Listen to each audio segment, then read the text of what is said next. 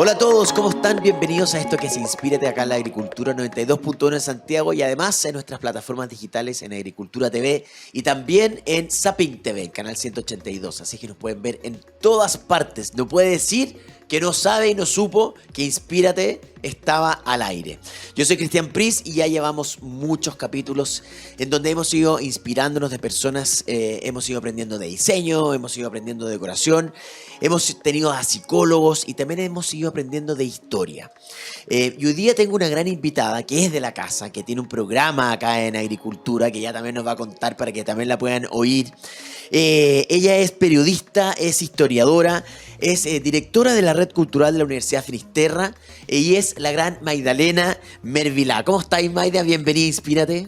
Muy bien, Cristian, gracias por la invitación. Me siento honrada porque sé qué quieres que te diga, la inspiración de tu programa es lo máximo. O sea, es que en verdad la estética, la belleza, el mundo sin belleza sería...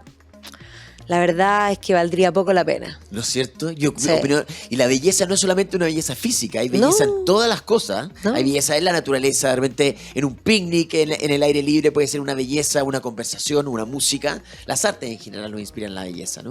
Por supuesto, o sea, la belleza lo que hace es ensalzarte las emociones, los sentidos y hacerte sentir que lo más importante es que estáis vivos.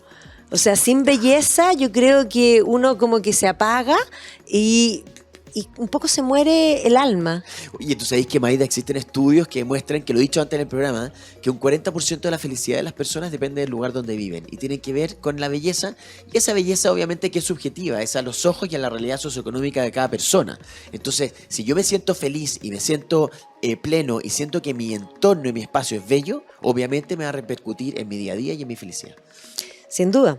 Y yo a eso le agregaría, fíjate que porque, claro, tú dices subjetivo porque cada uno va a darle su carisma, su impronta a su espacio, porque eso implica poseer, no solo ponerle un nombre, porque hay veces que uno le pone hasta el nombre a la casa, sí, al auto, al perro sin duda, a los hijos, pero eso es poseer. Pero cuando uno le da una impronta, por más que uno diga, porque no se trata de cantidad de recursos, se trata de que sea personal. Y entonces cada cosa cuenta parte porque nosotros somos personas con biografía y esa biografía se plasma en todos los lugares donde uno habita, de cómo uno se viste, cómo uno... Y esto es lo que uno va dejando impronta y eso es lo que uno siente orgullo. Por eso cualquier cosa que es un detalle que a uno le gusta, que a lo mejor no tiene un valor económico importante, pero que tiene un sentido significativo para uno, pasa a ser bello porque recordar es volver a sentir un momento y por eso tiene un lugar especial en tu casa. Totalmente, y que eso es diste en el clavo. A mi parecer,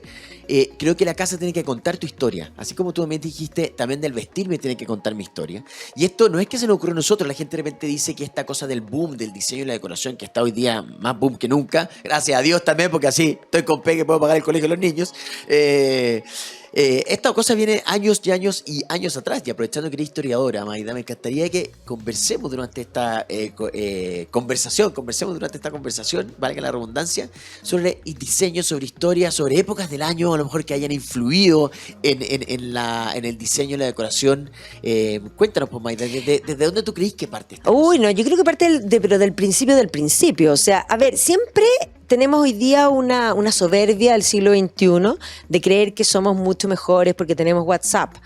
Pero la verdad es que el hombre es inteligentísimo desde la caverna. Y de hecho los de la caverna eran más inteligentes que nosotros porque con muchas menos herramientas y muchas menos posibilidades, digamos, porque el hombre inventa herramientas. Total. Y las herramientas son extensión de nuestros sentidos. O sea, si tú pensáis, la pala es una extensión de tu mano, el lápiz es una extensión de tu mano, el auto es una extensión de tu cuerpo y por eso nosotros hablamos y decimos no quepo por aquí. ¿Quién no cabe? Tenés El razón. auto, no, eres tú, porque eres Tenés tú. razón. Claro, entonces, el hombre inventa herramientas y eso ya es brillante. Entonces, solucionaban los de la caverna problemas con herramientas mucho menos sofisticadas las de hoy día, problemas mucho más complejos que nosotros. Pero junto con eso, inventar herramientas, siempre nace, nosotros somos animales musicales. ¿Ya? El hombre, porque si tú miras, somos la única especie no determinada por su naturaleza. Los perros no hacen música, aunque hoy día la gente perrea, no tiene nada que ver con eso. Pero efectivamente, no, ni los perros, ni los gatos, ni las lechugas no hacen música. Pero no solo música, o sea, somos animales musicales, que es algo ya curioso, que además bailamos, que también es curioso, pero que además hacemos arte. Y le damos, y como somos seres no determinados por nuestra naturaleza, le damos una impronta personal, porque somos personas, no solo a nuestras vidas, a nuestro modo de ser, sino al lugar que habitamos. Y entonces, claro, si tú piensas en la caverna, no había lenguaje, todavía, ya el lenguaje lo inventan, ya es otra cosa sorprendente. Esa gente inventó el lenguaje. Impactante. ¡Wow! Impresionante. Pero además inventó el arte. Entonces, cuando tú entras, dices cazadores, recolectores, los hombres cazaban porque tenían más fuerza física, es un tema biológico, las mujeres recolectaban, pero además eran las jefas de la cueva, y yo siempre digo que las cavernas, Altamira, que es una maravilla, ¿quién la pintó? Probablemente mujeres, pero eso es decoración, y es decoración que además le pone una impronta personal, Y cuenta además... una historia. Y cuentan una historia, porque nosotros, en el momento en que aparece el lenguaje, nosotros somos storytellers, nosotros contamos historias. O sea, uno llega a un lugar, te encontré con un amigo y le decís, te morís lo que me pasó, y empezáis, bla, bla. La vida entera es así, Sí. así como se transmite, y ahí es donde en la historia están las emociones. Entonces, cuando tú cuentas una historia en tu casa, esa casa es emocional y esa casa es viva. Y eso sí es verdad que tú puedes decir habitar un espacio. No tiene nada que ver con lo que dicen hoy día, habitar un cargo. Los cargos no se habitan. Los espacios se habitan. Tú puedes habitar el jardín y hacer un jardín para ti y que es tuyo, hacerlo tuyo. Y obviamente los espacios interiores Apropiarse. también, te apropias, obvio. Y por eso la decoración es inmensamente importante. No es solo estético, es también, y aquí ya que tanto usan, tiene que ver con explicitar tu mismidad y es lo que manifiesta tu propia dignidad. La gente habla de dignidad en el sentido como material y la dignidad es intrínseca. Solo tú te la puedes dar, solo tú te la puedes quitar. Y por eso no tiene que ver con lo que tengas, sino que cómo tú le das una impronta de tu persona a ese espacio. Qué interesante, May, de lo que le decís. Y además, muchas de las cosas que tú nombraste en este como caminar, digamos, que de la historia, que en el fondo, todas estas personas que nosotros decíamos hacia atrás, que claro, hoy día nosotros nos juramos inteligentes, porque tú mismo me encantó, que tenemos WhatsApp, pero finalmente ellos empezaron a objetar la naturaleza, a objetar lo que... el entorno. Y por eso la palabra objeto, porque en el fondo le dieron solución a todas esas problemáticas. Oye, el paraguas objeta la lluvia. Por supuesto. Entonces, al final, cada uno en esta historia, que en la vida, digamos, nuestros antepasados, etcétera, tuvieron que ir haciéndoselas en el camino, y ahí empezó a aparecer la rueda, el fuego, la escritura, el lenguaje, etcétera, y gracias a ellos, como tú decís, hoy día estamos donde estamos, si no estaríamos todavía ahí en la época de las cavernas recolectando. Sin duda. Y ahí hay un tema que también es importante, la belleza. Yo sé que hoy día nosotros, con las distintas personas, y hay una subjetividad en considerar que es bello, pero sí hay algo objetivo en que hay una belleza estética que produce, que cuando se une como a la verdad, al bien, si tú piensas, no sé, yo siempre doy el ejemplo de, a mí me impresionan, yo como que, yo me sorprendo con las cosas. Tanto en el presente como en el pasado. Y sobre todo en el pasado me impresionan por las carencias y cómo lograron ciertas cosas. Entonces, cuando yo pienso en los monjes medievales, ponte tú, piénsate un monasterio, siglo XII, sin ventana, de piedra, Frío. invierno, frío, las manos, a mí se me congelan los dedos congelados, haciendo un manuscrito a mano, que además, porque está bien, tenían que copiar los libros para que no se perdiera la información, pero esos monjes lo hicieron lindo.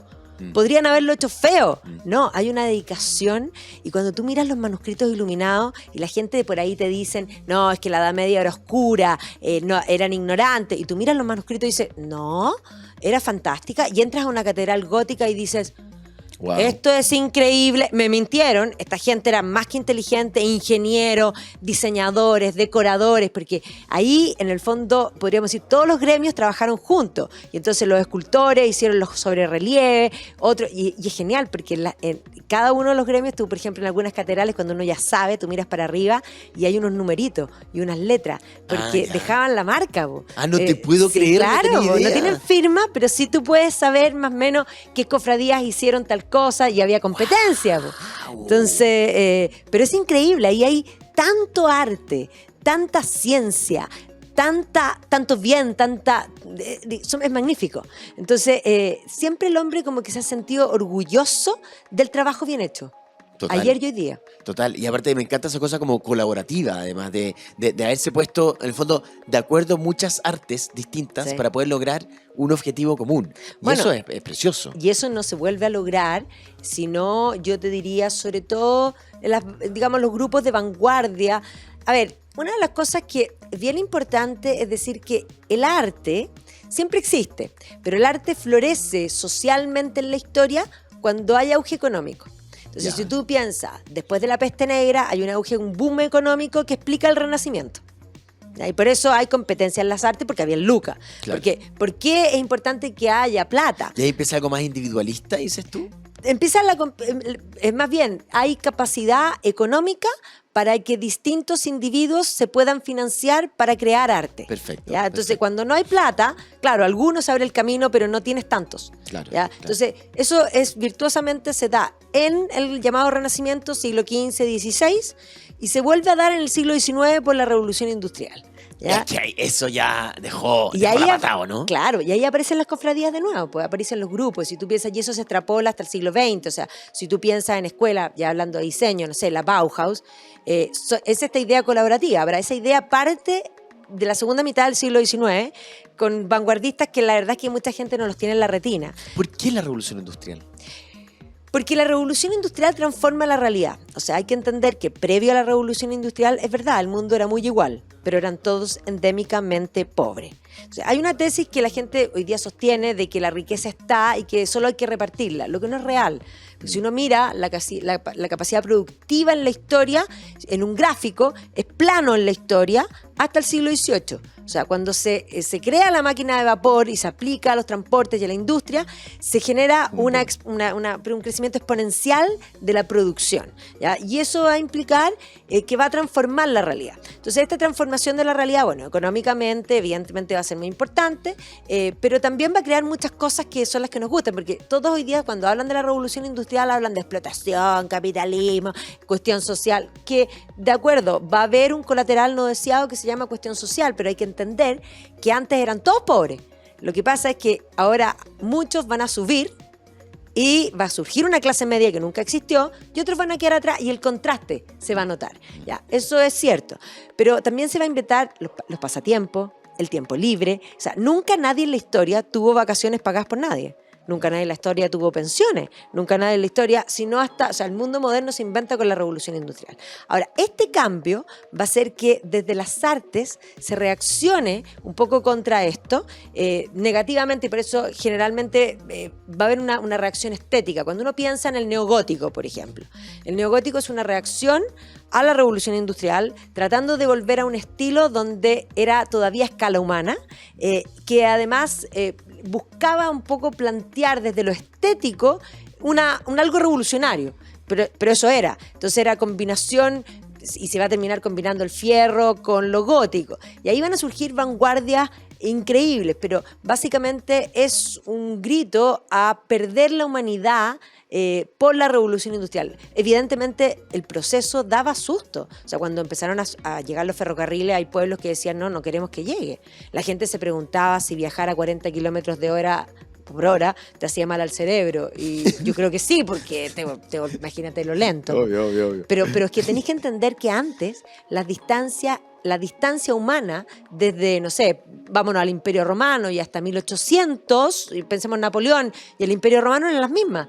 Eran a pie o a caballo. Es que el cambio, Maida, es brutal. Es O sea, brutal. el cambio de la revolución, de la revolución industrial es brutal. Es una cosa impactante. Es como ir de 0 a 100 en un segundo, así, una cosa impresionante. Yo creo que es más que de 0 a 100. Debe Sí. ser como manejar un Fórmula 1. Una cosa impactante. Sí, así que ponía así, ¡fua! Se va. No, impactante. Y obviamente que generó efectos colaterales y todo el cuento, pero tú hablas todo el rato del neogótico. ¿Por qué el neogótico es tan importante?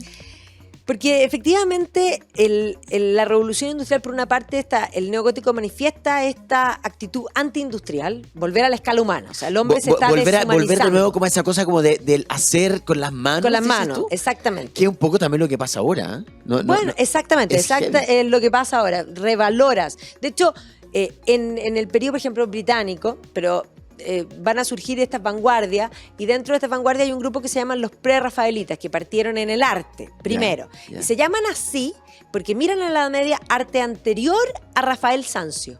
Entonces, Ya. pre-rafaelitas.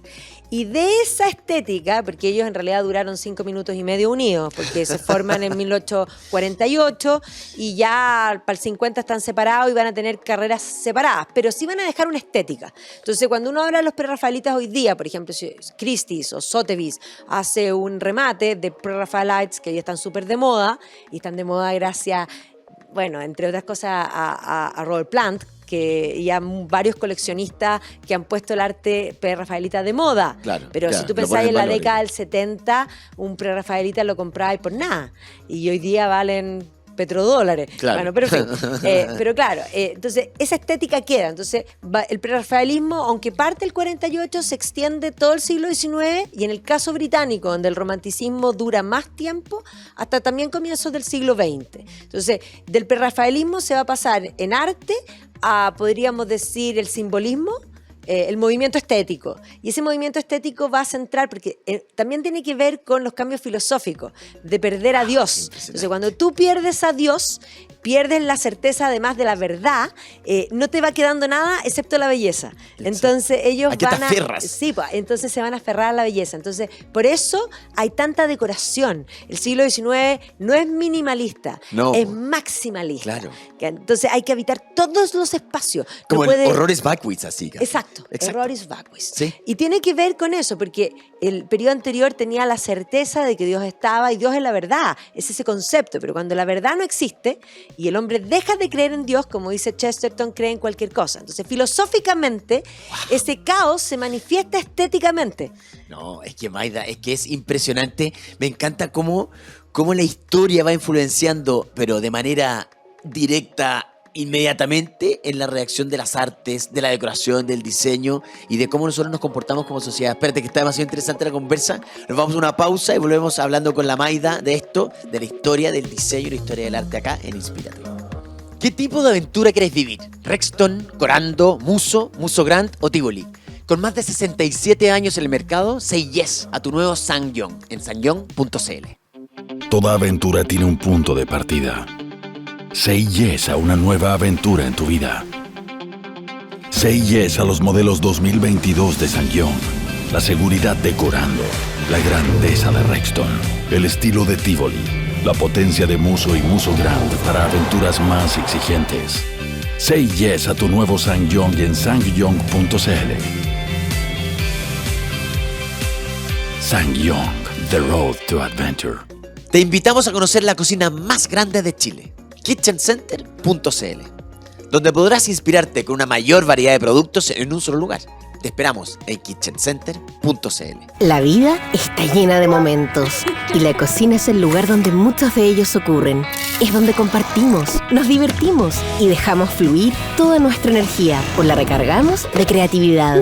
Es por eso que en Kitchen Center disfrutamos cocinando simplemente porque nos gusta lo que pasa cuando eso ocurre. Llegamos con vanguardia, tecnología e innovación para acompañarte en la experiencia de cocinar. Kitchen Center, tu cocina, nuestra inspiración. Ya estamos de vuelta acá en Inspírate conversando con la Magdalena Mervilá y estamos, yo estoy en las nubes, en llamas, inspirado con el tema de la historia del diseño y la decoración. Aparte que la Magda sabe mucho y tú tienes un programa acá en la radio. ¿Cómo se llama tu programa?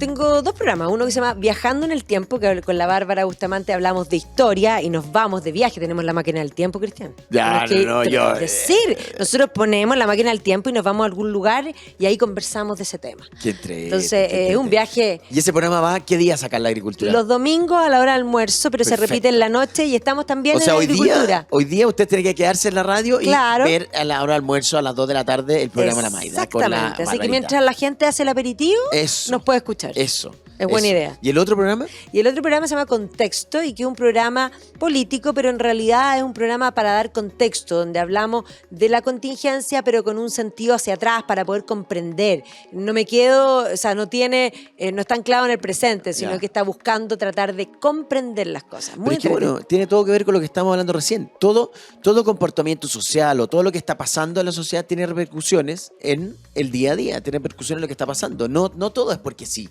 Las cosas no son porque sí en la vida. Y ahí estábamos en el maximalismo y en esta cosa del horror is vacuous. Esta es como la época del todo atiborrado, todo lleno de cosas, todo como ¿cómo decirlo? El rocoquiento, como todo rocoquiento. Claro, a ver, lo que pasa es que tú vienes de un siglo XVIII que, a ver, volvamos al concepto de Dios. Cuando en el fondo Dios deja de ser lo más importante durante el racionalismo, la arquitectura y el diseño va a pasar, el racionalismo va a considerar que el hombre es más importante, va a empezar a ensalzar al hombre. O sea, si tú piensas en Versalles es... Claro, parte siendo el coto de casa Luis XIII, pero lo termina Luis XIV. Entonces Luis XIV hace toda la arquitectura para ensalzar a su persona. Entonces, a él mismo. En el centro está la estatua de él. Detrás de la estatua está su habitación y todo es simétrico, o sea, el poder de la matemática, el hombre controla la naturaleza, el jardín también es recortado, todo Exacto. controlado. En 50 años después y en un costado se hace la capilla, lo que queda claro que Dios pasó a segundo plano. Si vas al interior, lo que él quiere mostrar, porque el arte y la política, sobre todo el arte del poder, siempre está relacionado, él quiere mostrar grandeza. Él es el rey sol, él acumula todos los poderes y por lo tanto el dorado tiene que ver con eso, ¿ya? Pero no solo eso, sino que en el interior están los cuadros con sus batallas, es una oda a mí, yo, y además, bueno, Bernini trabajaba para él, así que las esculturas son una cosa impresionante. Pero claro, hay mucho dorado, las lámparas que son increíbles, y el concepto, pero igual los espacios todavía son espacios grandes donde hay ciertos todavía vacíos. El siglo XIX, final del siglo XIX, va a ser mucho más horroris vacuus que eso. Ahora, ese barroco va a terminar reornamentándose en lo que es rococó, sobre todo en el barroco que es de la Contrarreforma, porque el barroco va a marcar un arte religioso en Italia y en España, y España con la conquista de América va a hacer una mixtura entre lo que es... Latinoamérica y lo que era este arte, y ahí viene este rococó florido, que es una cosa que uno dice, wow, ¿qué es esto? Sí. Una cosa, pero claro, el siglo XIX, que ya es industrial, abiertamente industrial, porque comienza a finales del siglo XVIII, pero ya el siglo XIX es industrial, pensemos que la década de 1840 comienzan los ferrocarriles, la segunda mitad del siglo XIX ya es todo industrial, empiezan a cambiar las ciudades, comienzan a aparecer las chimeneas humeantes y que no son estéticas, y entonces este movimiento reaccionario que mira la Edad Media empieza a buscar inspiraciones, ¿viste? También se inspira. Mira, Y esa mira, desde ahí nos copiaron. Te copiaron. Exacto. Sí. Y entonces ellos, como miran la Edad Media, se van a inspirar en los mitos, porque además el siglo XVIII, como deja de lado a Dios, el siglo XIX trata de volver a ser religioso. No quiere decir que ortodoxo, pero sí religioso. La cosa va y viene. Claro, la cosa va y viene. Entonces, claro, ellos se van a inspirar en los mitos, ponte tú, germanos, en los mitos celtas. Entonces, te voy a dar dos ejemplos puntuales, que además que, o sea, ojalá los visiten alguna vez porque es increíble. Yo lloré, porque yo me dedico al mundo germano, al mundo celta, a mí me encanta, me encanta la Edad Media, me encanta el siglo XIX, por lo mismo, porque en el fondo neomedievalismo. Bueno, en Baviera, ¿ya? Ludwig II, que es el considerado el príncipe loco, se quiere construir un castillo de sueños medieval, que no es medieval, pues del siglo XIX. Y se construye, su papá en Baviera, en la Selva Negra, tenía un castillo, porque el símbolo de la casa de Baviera es un cisne, que en alemán se dice Schwan. Bueno, entonces él creció en un castillo que se llama Hohenschwangau. Es decir, el nido alto del cisne. Ya. Y él miraba al frente, que había otra colina, ya, porque esto es, imagínate, bosque, la selva negra, puros bosques bien tupidos, y en el fondo hay un río bello. Y él miraba para el frente y dijo, alguna vez, al otro lado, voy a hacer un castillo mejor que el de mi papá. Ya. O sea, impronta, mía, yo, ok. Y se va a construir un castillo que se conoce como, en el fondo, Neuschwanstein. Neu es nueva, la nueva piedra del cisne. O sea, el otro era Ya, no la del papito. Ya, No, no la del papito, sí, esta es mía. Sí. Iba a ser un castillo que es la inspiración de Disney, ya que es una maravilla. Pero en el interior, el diseño, súper importante. Porque aquí tú entras, primero, yo cuando fui quise llorar porque la emoción total. Pero claro, yo pienso siempre en cosas prácticas, es maravilloso, pero ¿cómo ya en el supermercado? Una cosa costosa, o sea, ya realmente... El aseo, ¿cómo hace el aseo? No hay práctica. No. No, aseo, olvídalo. Olvídalo. No, eso no existe. Pero tú entras al salón central y el salón central está dedicado a la leyenda del Santo Grial, reescrita por los alemanes por Wolfram von Eschenbach, el Parsifal. Y entonces tiene, en el fondo, en los pilares, las pinturas, que son una maravilla, que las va a encargar unos frescos, pero después todo está policromado, como si fuera la Sainte-Chapelle de París, con además los vitrales que tienen que ver con esto, con las lámparas. Todo combina, todo conjuga en un salón que tú decís, entráis y se te acaba la respiración. Entonces, él hizo todos sus sueños. El salón principal, Parsifal. La pieza de él, la leyenda de Sigurd y Gudrun. En el fondo, en la otra, están todas las leyendas, todos los mitos y las leyendas medievales. Y es más, ojo, no solo las lámparas, los detalles, las manillas. O sea, esto es de la mano, si nosotros pensamos segunda mitad del siglo XIX, con todo lo que van a hacer estos movimientos que empiezan con los conceptos de la decoración. O sea, si tú piensas siglo XX, tienes el Art Nouveau rediseña todo, es moderno pero es clásico, un poco esta idea de que la decoración, el arte conversan, que que obviamente, no sé, el mosaico del suelo tiene que combinar con la subida de la escalera, con el fierro de la escalera, con la ventana, con la manilla y con el enchufe. Oye, ¿y todo esto se va conjugando diferente en distintos países de Europa? Totalmente. O sea, cada país de Europa va agarrando... O sea, a ver, en el caso del neomedievalismo, Neuschwanstein es un ícono, pero por ejemplo, el castillo de Cardiff, que está en Inglaterra, en Gales, el que lo construyó se quiso hacer un nuevo Camelot, es decir, el castillo del rey Arturo. Y tiene mucha similitud en los interiores, o sea, hay una copia, hay una inspiración, pero tiene una mismidad distinta. Qué salvaje el egocentrismo de los reyes, una cosa impactante, ¿no? Y ojo, que el de Gales no es un rey, es un señor millonario, punto. ¿Ya? O sea, la aspiración de querer ser, pertenecer. Claro. Sí, el de Baviera es rey. Pero, por ejemplo, cuando tú lo llevas al Art Nouveau, el Art Nouveau es, ya, ok, volvimos a lo medieval. Ya, de ahí viene el tema, volvimos a lo medieval, pero esto se ve muy parecido adelante. Vamos a hacer algo moderno, pero que se vea clásico y que sea distinto, y surge el Art Nouveau. Pero el Art Nouveau sí, se manifiesta distinto en distintos lugares. Entonces, por una parte, en Alemania y hacia el mundo báltico, surge lo que es la Jugendstil, que efectivamente tiene un estilo, o sea, en Berlín queda muy poco, porque Berlín lo bombardearon entero, pero queda. Pero si tú te vas, no sé, a Letonia, Riga, es una cosa impresionante. Pero si tú ese mismo Art Nouveau lo ves en Bélgica, tiene una impronta personal de figuras específicas que, no sé, se manifiestan en la Casa Tassel, que van a darle al Art Nouveau belga su carisma.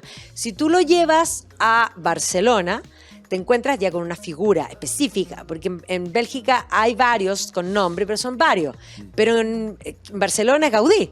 O sea, tú dices Gaudí, Barcelona, y Gaudí, ojo, lo que hace es algo increíble, porque lo que hace Gaudí es tomar el Art Nouveau, que básicamente, aunque se aleja del arte sacro, porque se va al arte mundano, va a las casas. Bueno, Gaudí conjuga lo que es el arte sacro con el arte moderno.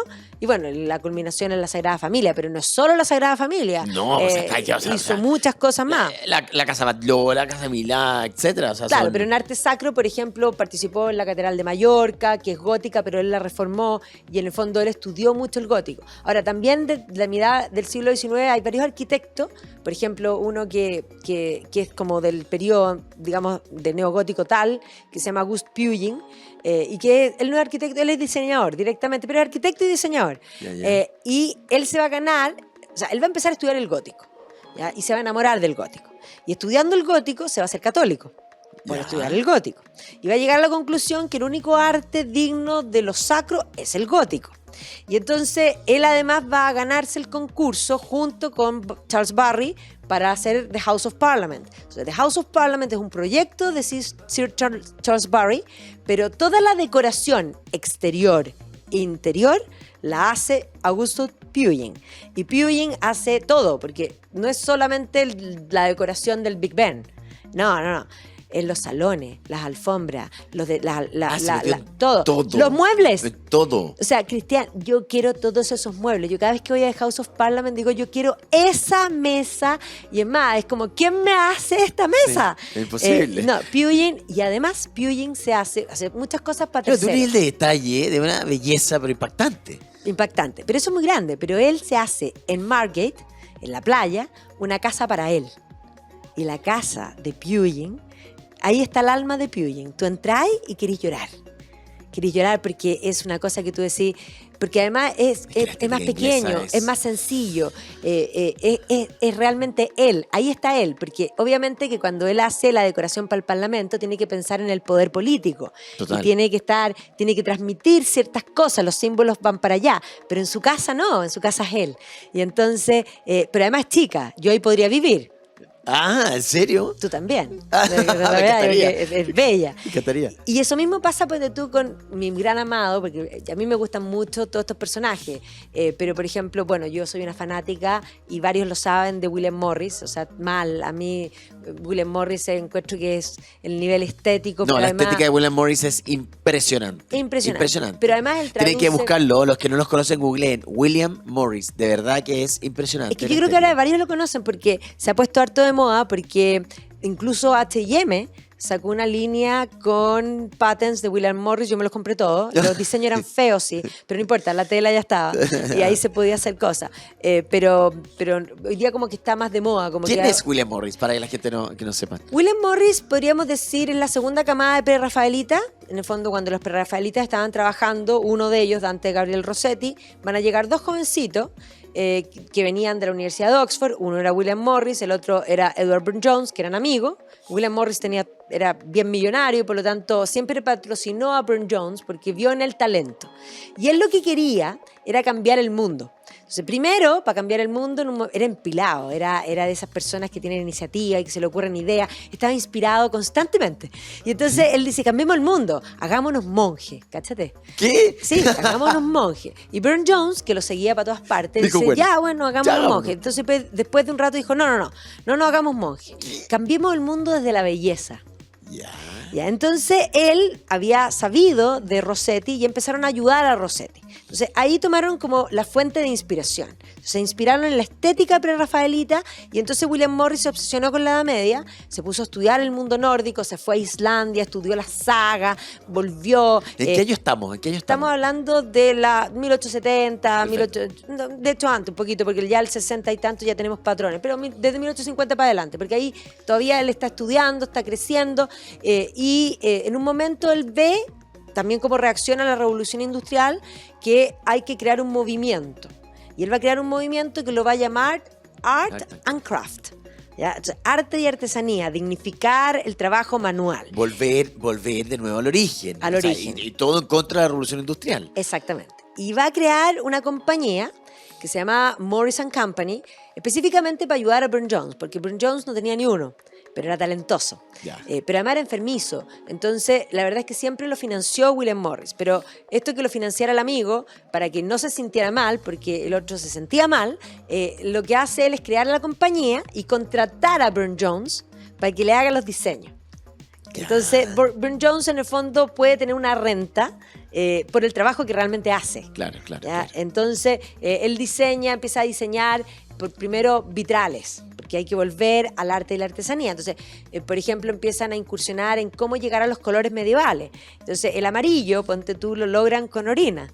¡No! Sí, por supuesto. Ya, ahora, el azul es súper complicado porque les va a costar muchísimo el azul. Van a llegar azules, pero nadie sabe cómo los medievales lograban los azules. Por eso, que- pero siempre entendiendo que ellos trataban de usar las técnicas medievales Sí. para volver a traerlo a su Pero al hoy, incluso, digamos, al hoy por de supuesto, ellos. pero incluso las industriales tampoco podían llegar al azul. Ese es un misterio, que ahí Así es. pero es una cosa impresionante. Ahora, van a lograr muy bien, entonces, Burne Jones hace los diseños para los vitrales y ellos empiezan a hacer vitrales, primero. Entonces, esto... Van a construir iglesias, muchísimas. Hay en Sloane Square, en Londres, hay una iglesia pequeñita cuando uno se baja a la estación, que uno no entraría, pero se conoce como The Cathedral of the Art and Craft. No, Entonces, es que espérate, Mayra, todos que me los tenés inspiradísimo. vitrales son de Morris & Company. Ahora, Morris & Company va a generar escuela porque los van a copiar. Por ejemplo, Tiffany en Estados Unidos va a fundar Tiffany & Company Sí. copiándole Sí. a William Morris. Entonces, William Morris van a hacer los vitrales de Oxford. Ellos eran Fellow of Oxford. Y Tiffany va a hacer los vitrales de Harvard. Un poco para que nos hagamos esa idea. Pero después de los vitrales van a seguir con telas y papeles murales. No, espérate. Es que te quiero interrumpir. Un poco tenemos que ir a una pausa, pero no se puede separar de nosotros en esta conversación increíble con la Maida. Estamos de vuelta acá en Inspírate en una pequeña pausa y volvemos. ¿Qué tipo de aventura querés vivir? ¿Rexton, Corando, Muso Grand o Tivoli?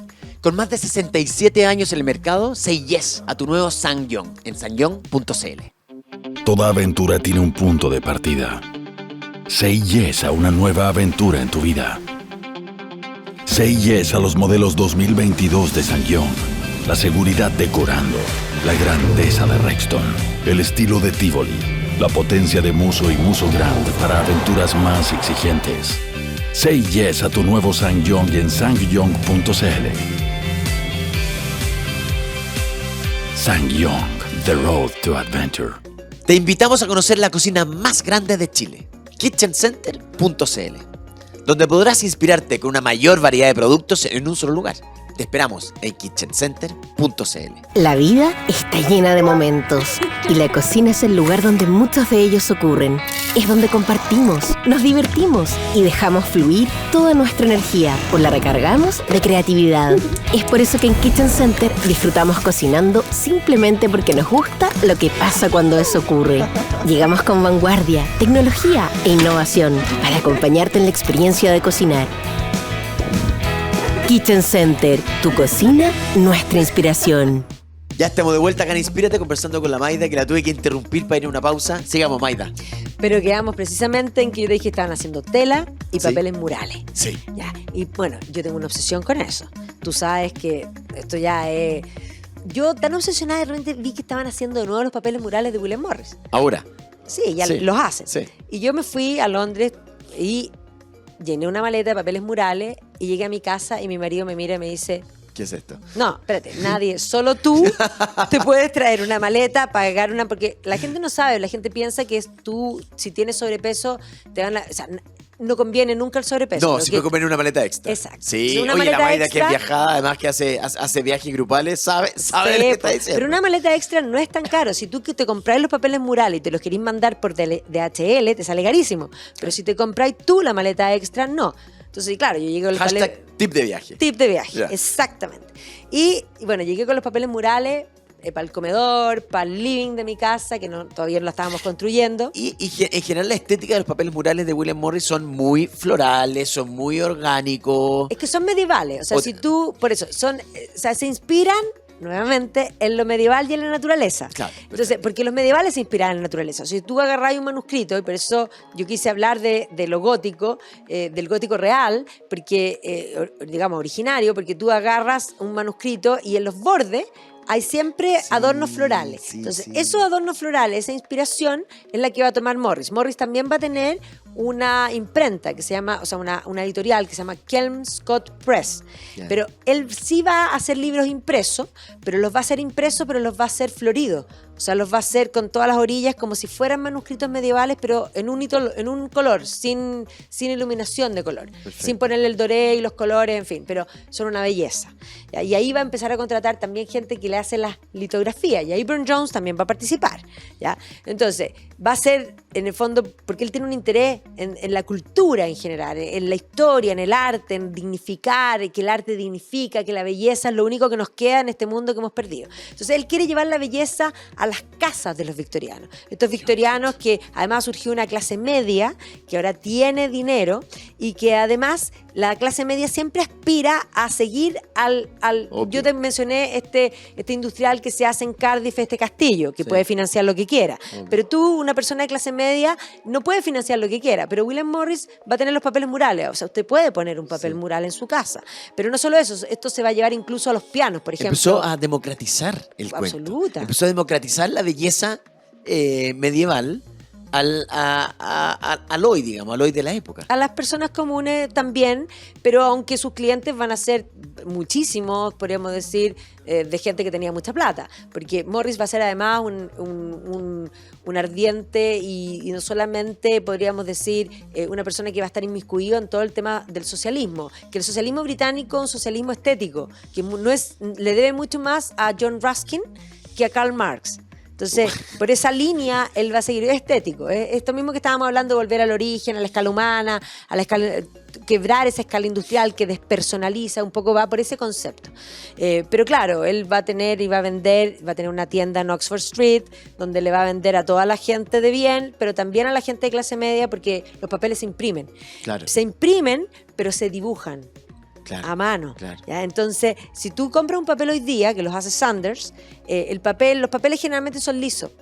¿Ya? Estos papeles tienen un poquito textura, o más bien sobre relieve, de como las pinturas que están. Entonces, tiene una cosa que incluso eso hace que tenga profundidad. Claro. Más tridimensional el cuento. Exactamente. Entonces, hay patrones muy lindos, porque además después vamos a ver que sus hijas también van a trabajar, porque Morris & Company va a tener, claro, hay diseños de Burne-Jones, pero hay diseños de otros diseñadores que van a trabajar para Morris & Company, que le hacen propuestas, y Morris es el que dice, ya, este sí, este no, él como que va a dirigir. Oye, y esta estética de William Morris se empezó a apoderar, ¿no es cierto?, de una gran masa de la población. ¿Y qué pasó después? ¿Que se murió esa estética de William Morris o esa estética de William Morris sigue vigente? Yo te diría que las cosas van y vienen, como dijiste tú. Efectivamente, final del siglo XIX, comienzo del siglo XX, esto va a estar muy presente, incluido el Art Nouveau, porque el Art Nouveau va a tomar de Morris, y muchos a veces hablan que Morris ya es parte de este Art Nouveau, aunque es, porque de hecho en sus muebles, él diseña muebles también, es mucho más moderno que medieval. Entonces, sí. Él mismo también empezó a evolucionar. Pero siempre manteniendo una estética que un poco sí le hace un guiño al mundo medieval, pero en realidad no es medieval, es moderno. Por eso podríamos decir es Art Nouveau. Pero el Art Nouveau va de la mano de la Belle Époque. Y la Belle Époque, auge económico, pero también estamos en la paz armada, la competencia industrial, que finalmente va a desembocar en la Primera Guerra Mundial. Entonces, la Primera Guerra Mundial es un quiebre en la estética y en la visión, porque el siglo XIX es muy optimista. Mañana va a ser mucho mejor que hoy día. Yo vivo mucho mejor que mis padres y mucho mejor que mis abuelos, y esa gente creía que el mundo iba caminando a ser feliz. ¿Ya? Wow, pero lo estoy diciendo brigio. Pero la Primera Guerra Mundial fue caerse al pavimento sin manos y de cara. Y por lo tanto va a venir un pesimismo que va a penetrar todo. Entonces, por ejemplo, en la moda, las mujeres de la Belle Époque eduardiana usaban, claro, de acuerdo, van a sacarse las crinolinas, pero van a seguir vistiendo de largo. Y la estética y la belleza era inmensamente importante, los detalles, las cintas, los sombreros, en fin. Y cuando entramos a los años 20, las mujeres se van a no solo sacar los vestidos, sino que va a entrar, digamos, el corte, en el fondo, el talle largo, que básicamente desdibuja también la curva. Y que cambia la estética, cambia totalmente la estética. Exacto. No solo de la mujer y la moda, porque la moda va a cambiar, sino que también de la estética del interior. O sea, el exterior y el interior va a cambiar. Y luego va a venir la Segunda Guerra Mundial. Y con eso, de alguna manera, va a venir un pesimismo integrado. O sea, tú ya lo ves. Ese pesimismo lo ves en todos los aspectos. No solo yo te lo diga en algo específico, pero si tú te vas a la poesía después de la guerra es una poesía que tiene un pesimismo inmenso. Si te vas a la literatura también hace lo mismo. ¿Para qué decir después de la Segunda Guerra Mundial que ya las distopías piensa en el futuro no mejor, sino que mucho peor? O sea, si tú piensas, no sé, Orwell escribe 1984 en 1948. Y él mira el futuro y él teme al totalitarismo y uno mira lo que Orwell plantea y ciertamente desde hoy día tú dices, tenía razón.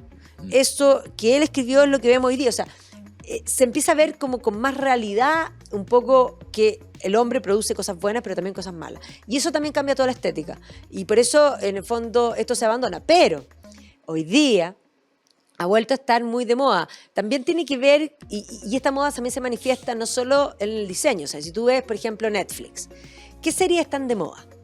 ¿Ya? Sí, pues. Y ojo, que esto es Tolkien. O sea, Tolkien escribe El Señor de los Anillos en la década del 50, pero se hace famoso en la década del 70, y eso incluso cambia hasta la música. Porque la música, por ejemplo, si tú hablas de grupos, por ejemplo, mi grupo favorito es Marillion, ¿ya? Y evidentemente ahí hay una inspiración, y el nombre viene del Silmarillion, esta idea como del rock fusión, que podríamos decir, que empieza a cambiar, cambia la música, ¿ya? Cambia la estética, ¿ya? Y esto va a ir de a poco acercándose. Si tú hoy día pones Netflix, ¿qué series están de moda? Vikingo, Game of Thrones. O sea, lo medieval está súper de moda, ¿ya? Y que tiene que ver, obvio, con Tolkien, con este neomedievalismo, que Tolkien es la culminación de todo esto que hemos estado hablando. O sea, sin William Morris no hay Tolkien. ¡Wow! Pero mira cómo se empieza a entrelazar la historia, es impactante. Claro. Y hoy día estamos nuevamente en el neomedievalismo, así que, no, mi casa Hoy día, es eso. ¿cómo consideráis tú la época actual que estamos viviendo? A ver, yo creo que hoy día tenemos un tema porque la gente no se atreve a tener mucha personalidad en sus casas. Como que el minimalismo ha hecho eso. O sea, tú vas, no sé, a IKEA, y claro, IKEA es eso. Es en el fondo algo simple donde tú puedes tener y tú puedes replicar y es un poco... Desechable. Desechable también, pero sí, que es parte de la cultura. La cultura es desechable hoy día, pero además la cultura es masa. Entonces todos tienen lo mismo, todos esperan lo mismo, todos quieren parecerse. Entonces la gente se atreve poco a un poco desafiar esa y mostrar su individualidad en sus casas. Entonces, a mí me encanta lo que tú haces porque tú les das una base, pero yo me imagino, ¿qué pasa después? Yo me imagino que muchos le ponen la impronta. Total. Y eso es lo que tienen que hacer. O sea, es lo que tienen que hacer. Es lo que tienen Obvio. que hacer. Tienen que apropiarse del espacio. Por supuesto. Oye, pero entendiendo lo de la historia para atrás, revolución industrial, después hubo esta contrarrevolución, ¿no es cierto?, de volver a lo manual. A lo manual. Y ahora tú me estás diciendo que estamos todos en esta cosa más, todos iguales, todas las casas son iguales, todos nos estamos pareciendo. Lo más probable es que lo que venga ahora Debiera, ¿no es sí. cierto? Si uno Pero mira ya para lo atrás la historia. Ya lo vemos, fíjate, porque cuando tú vas a los bazares, en los bazares no tienes ya el mall. No son las grandes producciones, sino que son la gente que produce a escala humana, que de Exacto. pronto, por ejemplo, en Joya, yo encontraba unas cosas así, pero impresionantes. El otro día fui a un restaurante y llegó una niña que estaba viendo una exposición de arte y tenía un collar que yo no pude no decirle, o sea, perdón, pero tu collar, y lo había hecho ella. Y yo sí, pero... Y tenía un sitio en Instagram. Y obviamente la seguí y rápidamente puse un posteo, en el fondo ensalzándola porque realmente es impresionante. Pero como ella hay miles. Entonces, de pronto hoy día tenemos una oportunidad que también tiene que ver con los flujos, lo que yo hablaba de los temas económicos, porque ciertamente hoy día, claro, uno dice, estamos en un momento de baja económica, pero estamos en un momento de auge en general, que va a Total, subir. sí. Pero todas las redes sociales dan una oportunidad y una ventana que la gente no tenía antes. Es que sabéis que Maida me está haciendo entender muchas cosas que estoy como. Que a otro me va a poner una cosa súper autorreferente y muy personal, pero estoy ahora último entendiendo y valorando más la imperfección. Estoy entendiendo la perfección en lo imperfecto. Estoy entendiendo la belleza en lo natural.